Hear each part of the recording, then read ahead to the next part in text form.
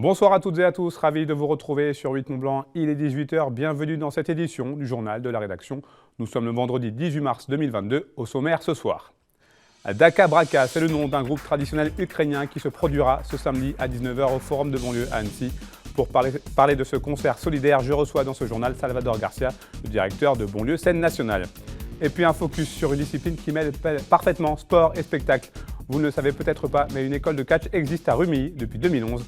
Nous avons pu assister à une journée de stage de la structure AIA, notre long format de la rédaction. On ouvre une large page consacrée à la solidarité envers l'Ukraine pour débuter cette édition avec mon invité du soir. Salvador Garcia, bonsoir. Bonsoir. Justement, merci d'être là sur ce plateau. Vous êtes le directeur donc, de Bonlieu Scène Nationale qui organise un concert solidaire ce samedi à partir de 19 h. Bah oui, on ne peut pas faire grand-chose, mais au moins ça, on peut le faire. Il se trouve que les Daka Braka, qui est ce groupe qu'on invite demain, à 19 h dans le forum de Bonlieu, on les avait déjà accueillis en 2018. On avait accueilli aussi les Dark-Daughters en 2014. Et quand on a accueilli ces filles-là, à ce moment-là, il y a quelques années, on voyait bien qu'il se passait quelque chose en Ukraine. Un dynamisme incroyable, un désir de liberté incroyable. Elles sont très très fortes. Et donc du coup, on se demandait quoi faire et on ne peut pas faire grand-chose évidemment. Mais en tout cas, ce qu'on pouvait faire au moins, c'était les inviter. Donc du coup, je les ai appelées il y a 3 jours et elles sont libres. Elles sont miraculeusement libres, samedi 19.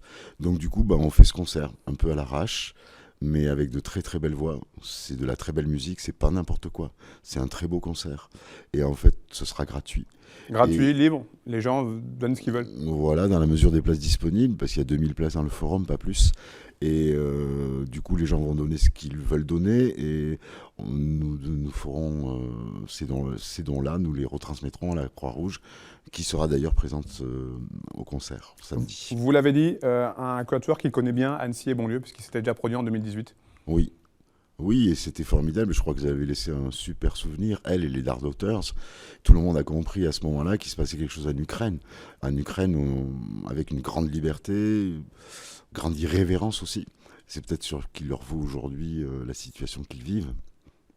Pour celles et ceux qui ne connaissent pas ce groupe, donc Daka Braka, ça veut dire donner, prendre. Quelques mots, vous venez déjà un peu d'en parler, mais quelques mots sur ce célèbre groupe ukrainien. Elles ont revisité, c'est principalement des filles. Là, il y en aura 3. Il y en aura 2, parce qu'il y en a une qui est restée en Ukraine.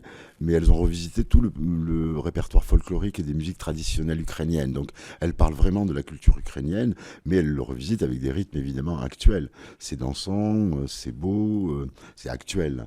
Mais leur base, c'est la culture ukrainienne. C'est pour ça qu'elles sont connues dans le monde entier, parce qu'elles représentent vraiment la culture ukrainienne. Vous me disiez, juste avant de débuter cette édition, il y a un théâtre qui a été bombardé à Mariupol récemment. C'est, j'imagine, choquant, ça vous touche particulièrement forcément?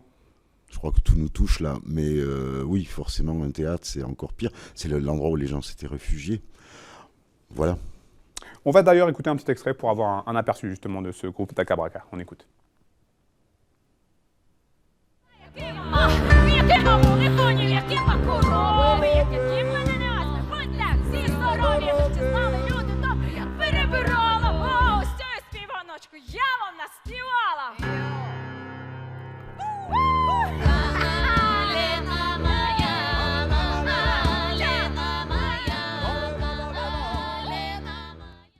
Voilà, Daka Braka, 19 h, Forum de Bonlieu.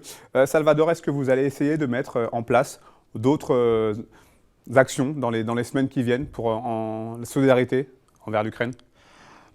J'ai demandé en tout cas à tous les artistes qui sont les amis de Bonlieu, je pense à François Morel, Gamblin, Jacques Gamblin, François Chéniaud, Cyril Test, de produire des petits témoignages, des réactions humaines quoi, face à ce que vivent les Ukrainiens. Et ils vont arriver au fur et à mesure là, dans les jours qui viennent, les semaines qui viennent. On les postera sur notre site web et dans les écrans de Bonlieu comme une espèce de rappel quoi, de notre réaction humaine, en tout cas, face à ce drame. Merci beaucoup, en tout cas, pour ces quelques Merci mots, Salvador. Alors que les réfugiés ukrainiens qui fuient leur pays sont de plus en plus nombreux sur notre territoire, plusieurs associations se mobilisent afin de régulariser leur situation. Un réel labeur qui occupe aujourd'hui une grande partie de l'emploi du temps des quelques dizaines d'Ukrainiens au Savoyard. Exemple du côté de Villaz avec ce reportage d'Emmanuel Jaude. Arrivé en France il y a 2 semaines, Julian et sa famille ont été accueillis à Villaz en Haute-Savoie. Pris en charge par l'association Annecy Solidarité Ukraine, ils passent aujourd'hui la majorité de leur temps à tenter de régulariser leur présence. Sometimes it's very interesting to spend days here because we are going. En fait, le temps passé ici est vraiment intéressant. Par exemple, on a déjà fait plusieurs pique-niques en montagne. Mais on a aussi dû passer de nombreuses heures en préfecture pour réunir de nombreux papiers. Ça nous a demandé pas mal de temps pour ne finalement signer que 2-3 choses. Par contre, ici à la maison, c'est très serein. Tout le monde nous soutient, nous supporte. On a du bon temps. C'est très agréable pour nous. So we have nice time here. It's a big time to spend time with these people. Il faut dire qu'entre Croix-Rouge, préfecture et les associations de terrain, l'organisation est rigoureuse et les dossiers nombreux pour les quelques volontaires locaux. Après avoir fait ce qui est la priorité, c'est-à-dire scolariser les enfants, on s'est occupé plutôt de la démarche auprès de la préfecture, donc recevoir la protection temporaire. Ce qui a pris un petit peu de temps puisque la préfecture a mis à peu près 2 semaines à savoir comment organiser simplement la réception des dossiers. Donc ça c'est fait, c'est bon, ils ont leur statut, ils ont leur protection temporaire. Cette protection, elle permet ensuite de s'inscrire à Pôle emploi, ce qu'on a fait également. Et après donc, la préfecture, Pôle emploi, on s'est dirigé vers la caisse d'allocation familiale qui ne sait pas encore comment enregistrer ces personnes-là. L'OFI, donc pareil, l'Office français de l'intégration et de l'immigration, qui attend les instructions ministérielles. Et si tous espèrent que la situation ne s'éternise pas, toutes les dispositions ont toutefois été prises afin de faciliter la vie et l'intégration de ces quelques 30 Ukrainiens actuellement accueillis en Haute-Savoie. Et puis toujours concernant l'Ukraine, sachez que la région Auvergne-Rhône-Alpes vient d'annoncer la création d'un fonds régional de première urgence doté de 300 000 €. L'objectif de ce fonds régional est d'apporter un appui rapide aux organisations humanitaires installées sur place. Un programme d'intervention en faveur de l'Ukraine a également été mis en place.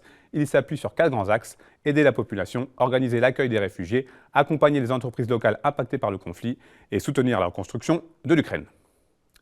La station savoyarde de Tignes fêtait les diversités ce jeudi à l'occasion de la 6e édition de l'European Snow Pride, la plus grande fête LGBT des Alpes, un rendez-vous haut en couleur et désormais incontournable qui a rassemblé pas moins d'1 millier de personnes au pied des pistes. Emmanuel Jaude.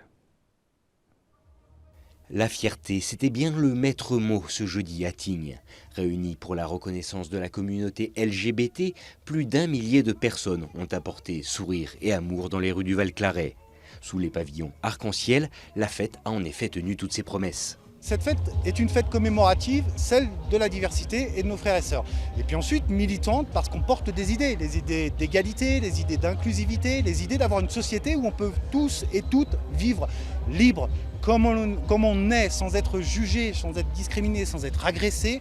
Et en pensant aussi à nos frères et sœurs de l'étranger, 72 pays dans le monde criminalisent l'homosexualité, parfois la condamnent de la peine de mort. Et c'est notre devoir, quand on a la chance de vivre en France ou dans d'autres pays plus inclusifs, que de porter aussi ces messages-là qui vont bien au-delà des simples frontières du territoire de Tignes et de la France. Véritable symbole de l'ouverture d'esprit, le rassemblement a également été l'occasion de détruire le mur de la haine. Un moment fort pour de nombreux militants, pour qui cet acte figuratif résume à lui seul le combat engagé il y a de nombreuses années déjà. Avec de l'amour, on arrive à faire passer n'importe quel message et à faire changer les gens d'avis sur pas mal de sujets, et notamment sur ceux que je défends, c'est-à-dire la lutte pour les droits des personnes LGBT, la lutte pour les droits des personnes migrantes, la lutte contre la grossophobie.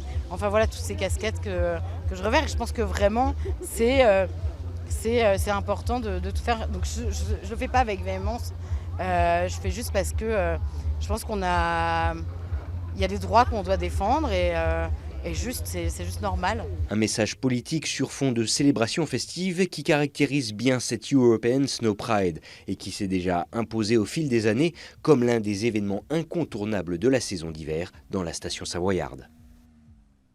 Suite des finales de la Coupe du Monde de ski alpin ce vendredi avec l'épreuve de géant parallèle par équipe à Méribel. Pour l'équipe de France, l'aventure a tourné court puisque les Bleus ont été sortis en quart de finale par la Norvège. C'est la Suisse qui s'est imposée en finale contre l'Autriche. Place au slalom et au géant ce week-end. En biathlon, Quentin Fillon-Maillet a décroché un nouveau podium en terminant deuxième du sprint d'Oslo derrière le Norvégien Sturla Leigrid. Il en profite pour décrocher le globe de la spécialité. Chez les femmes, une autre victoire norvégienne avec le succès de Thierry Lecoff. Anaïs Chevalier-Boucher termine elle 5e. Et 3 jours après Simon Détieux, c'est Anaïs Bescon qui a choisi de raccrocher ce dimanche après la dernière course de la saison de Coupe du Monde. Âgée de 34 ans, la Jurassienne a été sacrée championne olympique en relais mixte en 2018 à Pyeongchang. Elle aura également décroché 2 autres médailles de bronze, toujours en Corée du Sud en 2018, et une victoire en Coupe du Monde. Place au long format de la rédaction pour aller jusqu'à la fin de ce journal. Nous vous proposons ce vendredi une immersion dans le monde du catch. L'école Aya, basée à Rumilly et créée en 2011, propose une formation suivie pour acquérir les rudiments et les fondamentaux de cette discipline qui mêle sport et spectacle. Reportage. Qu'on se le dise, le catch, ce n'est pas que du spectacle. Il n'y a qu'à assister à cette séance d'entraînement pour s'en convaincre. Cette semaine-là, ils sont une douzaine à participer à un stage intensif organisé par l'école de catch Aya, basée à Rumilly. Et parmi les stagiaires, des profils aussi différents les uns des autres. Des hommes et des femmes qui partagent les mêmes valeurs que Stéphane Nogues, le directeur de la structure. Quand moi-même j'étais lutteur, j'ai fréquenté plusieurs écoles de catch. Et de façon générale, donc j'étais formé par les anciens, ceux de la génération de l'Ange Blanc ou des choses comme ça à l'époque de la télévision en noir et blanc. Et donc, c'était des écoles de catch à Paris ou dans le haut de la France. Et c'était très macho, on va dire. C'était très concours de zizi ou très je suis le plus beau, je suis le plus fort. Et donc, moi, je me suis toujours dit, quand moi j'aurai mon école de catch, ça sera une ambiance familiale. Casser l'image quelque peu négative que peut renvoyer le catch. Voici donc l'objectif premier de Stéphane Nogues. Alors même si le gymnase de Monnerie à Rumilly peut sembler très éloigné des choux à l'américaine qui ont popularisé la discipline en France dans les années 90, les stagiaires ne sont pas là pour rigoler. Ici, on apprend du catch international pour pouvoir aller catcher à l'international, que ce soit aux États-Unis, au Japon, dans toute l'Europe, dans toute la France. Et puis, c'est également l'école de la vie, du développement personnel, tout simplement. Et symbole de cette notoriété grandissante, forte de son réseau, l'école de catch Aya peut compter sur des intervenants de choix, comme Eddie Karaoui, catcheur professionnel installé au Mexique, qui n'a pas hésité une seconde. Moi, ce qui m'intéresse, c'est d'apporter la pédagogie, de partager mon expérience et ce que je sais. Et surtout, catch français pour le développer, parce que vous voyez, le catch français n'est pas aussi développé qu'au Mexique ou au Japon. Et je pense il y a beaucoup de talent et il faut s'en occuper. Le sport, c'est fait pour divertir. Mais c'est pas parce que c'est pour divertir que tout est mal fait, c'est bien fait. Bien sûr que c'est du sport. Quand tu fais un saut à 3 mètres de haut, quand tu fais des clés, c'est du sport. Et le catch professionnel, à la base, c'est de la lutte. Et ce que beaucoup ignorent, c'est que la lutte professionnelle est née en France dans les années 1300. Je veux dire, même le roi François Ier était lutteur. Ils avaient une équipe de lutteurs professionnels. Pour ces élèves, la récompense ultime de ce stage a lieu le vendredi avec un petit show devant un public assez confidentiel. L'occasion pour ces passionnés de revêtir leurs habits de lumière le temps d'un après-midi. En show, par exemple, j'ai vraiment une full adrénaline, j'ai vraiment beaucoup d'adrénaline et vraiment, c'est vraiment une montée depuis, je sais pas comment expliquer, genre ça vient de la tête aux pieds. Ça va vraiment, ça descend tout le long du corps et on ressent vraiment une énergie incroyable qui nous fait faire des choses vraiment surhumaines. Et moi, je suis par exemple un nerd, un geek, comme on peut dire couramment. Et donc j'ai joué sur ce côté de ma personnalité à 100%. Après, il faut avoir une histoire à soi. Il faut créer tout un personnage, comme par exemple un personnage de film. En fait, il va avoir un passé, un présent, un futur.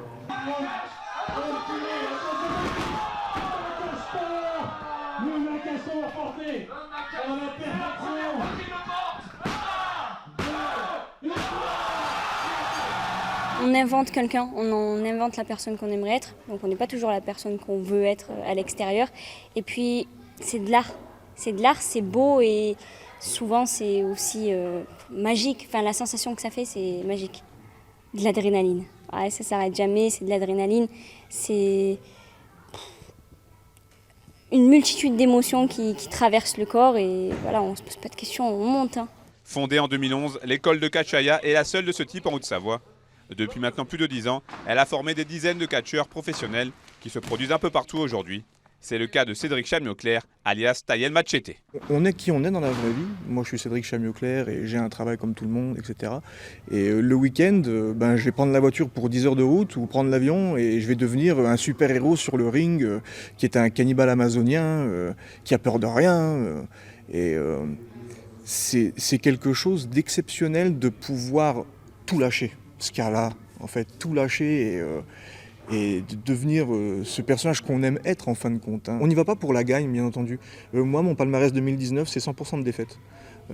Parce que je prenais de l'expérience et on me mettait de plus en plus contre des gens très importants internationalement.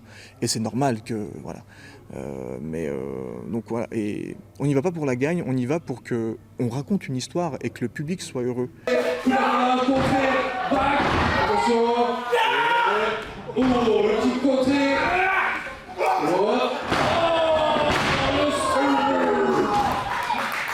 Après une immersion comme celle-ci dans la discipline, on peut alors se poser une question. Au catch, où se situe la frontière entre sport et spectacle?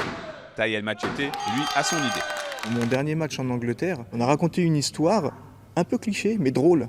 Une histoire drôle, un film de comédie, du catch comédie. Et le public a tellement mordu et a même interagi avec nous qu'on se dit après, on est super content d'aller en vestiaire et de se dire « Ah, le public, il a compris l'histoire, il a aimé l'histoire, il a interagi avec l'histoire ». Grâce à l'école Aya, le catch au Savoyard a encore de beaux jours devant lui. Reste encore à rendre la discipline encore plus accessible, au-delà des clichés.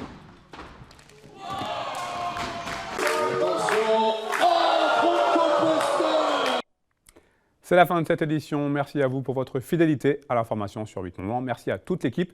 Tout de suite, la météo présentée par Thierry Paulme. Vous retrouverez juste après une rediffusion de votre émission En tête-à-tête avec en invité le réalisateur et documentariste au Savoyard, Gilles Perret.